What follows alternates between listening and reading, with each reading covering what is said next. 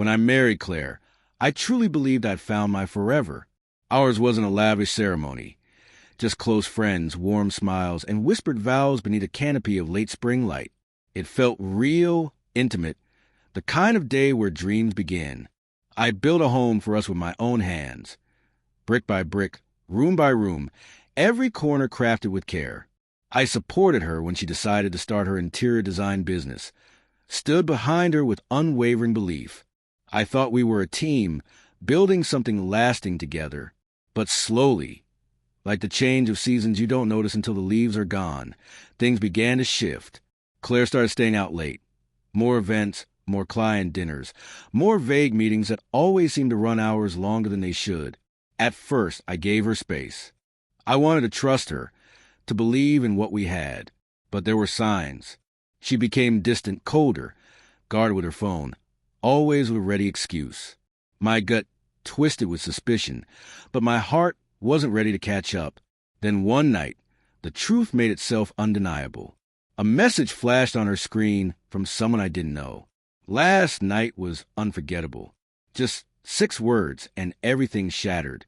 My chest clenched as I stared at the text, my mind trying to make sense of the obvious. I confronted her. The fight was ugly, screaming, denials, and then finally the confession. She admitted to the affair. Her excuse? I was boring, too focused on work. I had somehow become the man who built her comfort, but not her excitement. It felt like being stabbed with the very love I had used to hold her up. I left the next morning, packed a bag and walked out of the house I had built with callous hands and quiet pride. But Claire wasn't content with betrayal. She wanted devastation. She started spreading lies among our friends, painting me as abusive, controlling, emotionally cruel. It was all fiction, but even fiction, told with enough tears, finds believers. She filed for divorce fast, lawyered up, and came after everything.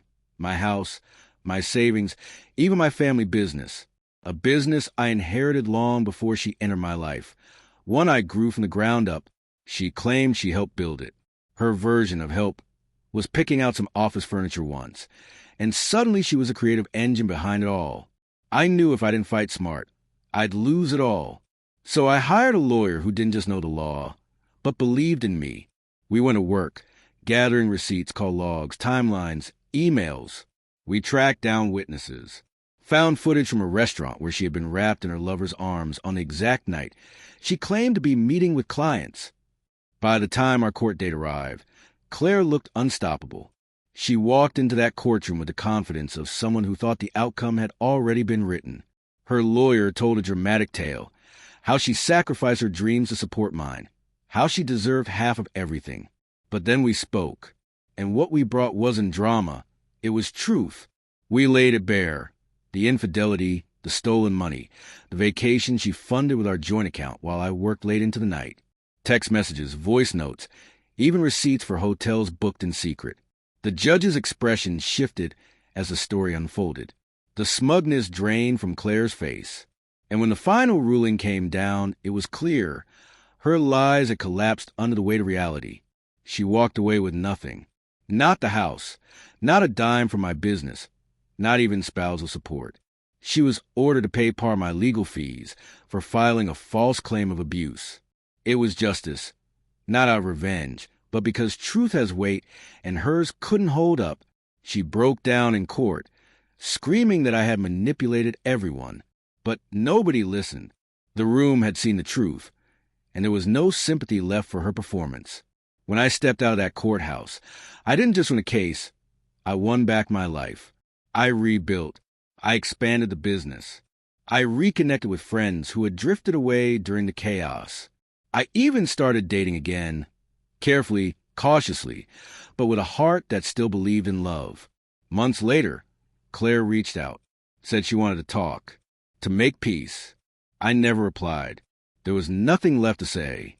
She had made her choice, and I had made mine.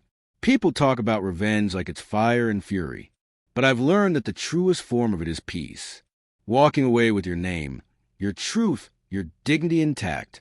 Letting someone drown in the consequences of their own deception without ever lifting a hand to push. And that's exactly what I did.